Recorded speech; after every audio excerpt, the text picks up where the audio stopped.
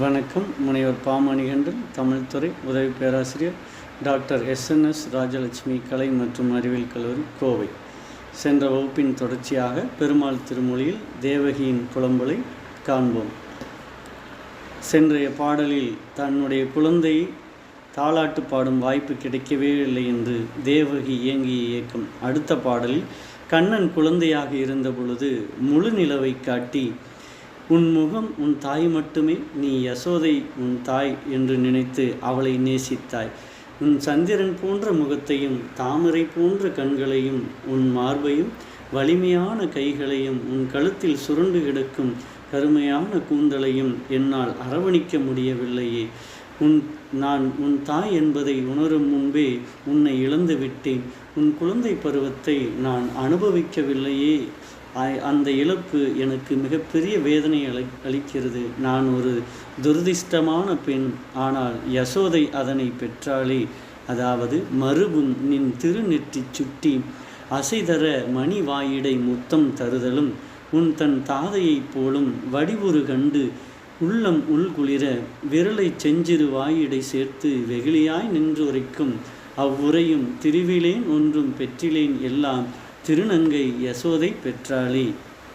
முத்தமிடத் தடுமாறும் சிறிய அடிகளுடன் நீ முன்னால் வரும்போது உன் நெற்றி அலங்கார சுட்டி சாய்ந்திருக்கும்.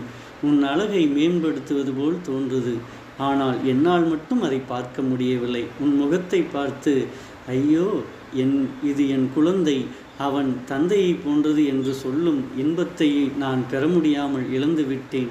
ஒரு குழந்தையாக நீ சொல்லக்கூடிய அந்த இனிமையான வார்த்தைகளை கேட்பதை நான் தவறிவிட்டேன்.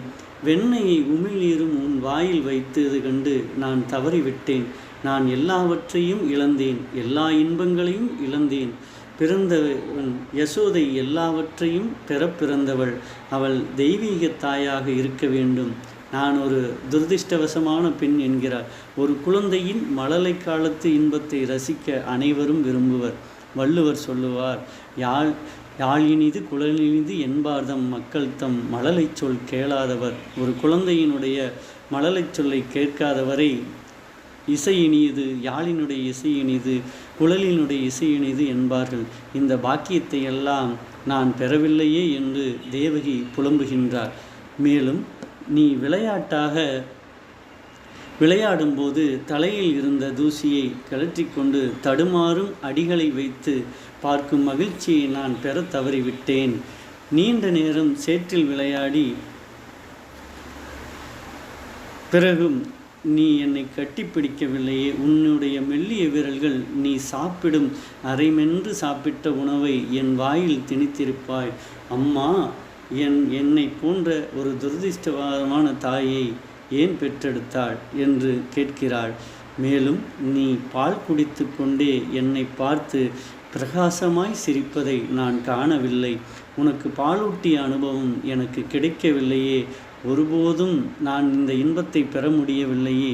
நான் உண்மையிலேயே துரதிர்ஷ்டவடமான பெண்தான். உன்னுடன் இந்த இன்பங்களை அனுபவிக்க முடியவில்லையே என்பதை உலகனே, என் தாய் கோமளப்பிள்ளாய் கோவிந்தா, என் குடக்கையில் மணி ஒழுகு பேர் எழில் இளஞ்சிறு தளிர்போல் ஒரு கையால் ஒரு முளை முகம் நெருடா மழலை மென்கை இடையிடை அருளா வாயாலே முளையிருக்க என் முகத்தே எழில்கோள் நின் திரு கண்ணினை நோக்க தன்னையும் இழந்தேனே. ஒரு தாய் பாலூட்டும்போது குழந்தை தன்னுடைய மெல்லிய கையால் வருடி கண்களால் தாயுடன் பேசும் காட்சி. தாய் மகனினுடைய கண்களை பார்க்கவும், மகன் தாயினுடைய கண்களை பார்த்து இருவரும் பேசிக்கொள்ளும் அந்த நுட்பமான ஒரு உளவியல் சார்ந்த நுட்பத்தை இங்கே தேவகியின் புலம்பலில் பெருமாள் திருமொழியில் குலசேகர ஆழ்வார் படம் பிடித்து காட்டுகின்றார். கண்ணனை பெற்ற தேவகி பெற முடியாமல் இந்த இன்பத்தை யசோதை பெற்றாளே. அடுத்த பாடலில் உன் கைகள் வெண்ணெய் பாத்திரங்களில் விழுவதை பார்த்து யசோதை எல்லையற்ற மகிழ்ச்சியை அனுபவித்திருப்பாள். யசோதை உன்னை பிடிக்க முயற்சித்திருப்பாள். உன்னை கயிற்றை கட்டுவ உன் வாயில் மூளையில் நீ செய்த தயிர் தடவப்பட்டிருக்கும். உன்னை கட்ட வேண்டும் என்று யசோதை கெஞ்சனி உன் அழகான வாயை திறக்கிறாய். அந்த காட்சி அனைத்தையும் அதிர்ஷ்டசாலியான யசோதை ரசித்தாள். அவள் எல்லையற்ற ஆனந்தத்தில் உச்சம் அடைந்திருப்பாள். இதையெல்லாம் என்னால் கற்பனை செய்து பார்க்க முடிகிறது.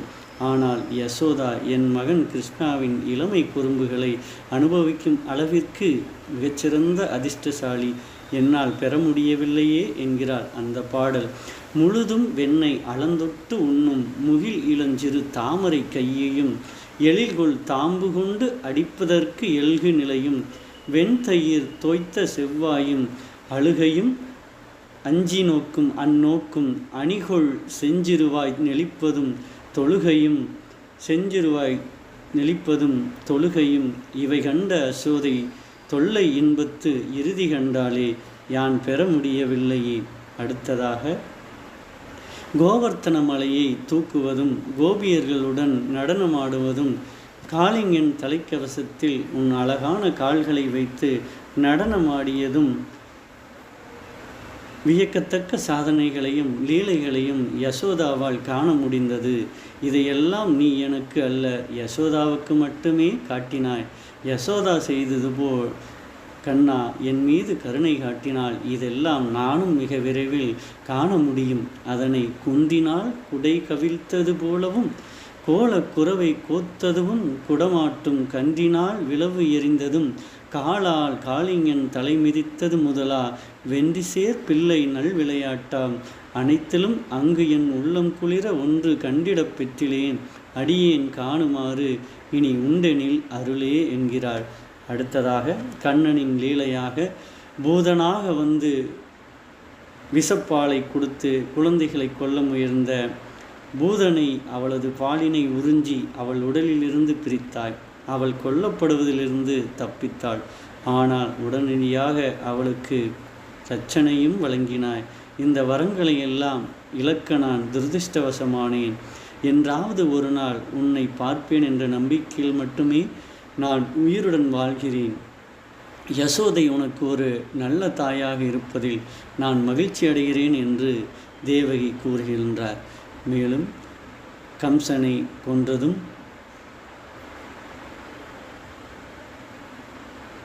அடுத்ததாக தேவகியின் புலம்பல்கள் ஒரு தாயின் இயல்பான ஏக்கத்தையும் எதிர்பார்ப்பையும் காட்டுகின்றன. அவள் தன் குழந்தையை தன் கையால் மட்டுமே விரும்பினாள். கிருஷ்ணனிடமிருந்து பிரிந்த பிறகு தேவகி எப்படி புலம்புகின்றாள், அவள் ஒரு தெய்வீக பிறவியாக மாறுகிறாள் என்பதை சித்தரிக்கும் வண்ணமாக தேவகியின் புலம்பலில் குலசேகர ஆழ்வார் எடுத்திருக்கின்றார். நன்றி, வணக்கம்.